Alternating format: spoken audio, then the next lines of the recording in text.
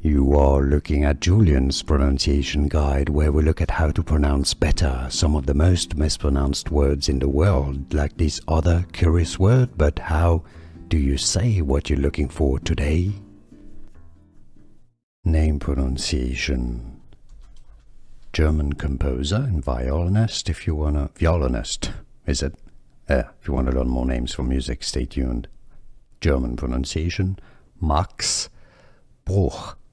Bruch, okay. So in English, well, if you can say Max Bruch, that would be good.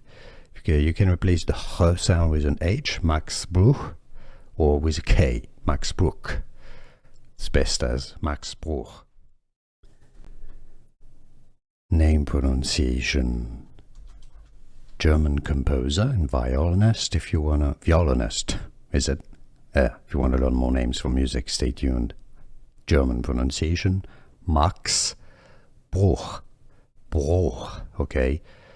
So in English, well, if you can say Max Bruch, that would be good. You can replace the H sound with an H, Max Bruch, or with a K, Max Bruch. It's best as Max Bruch.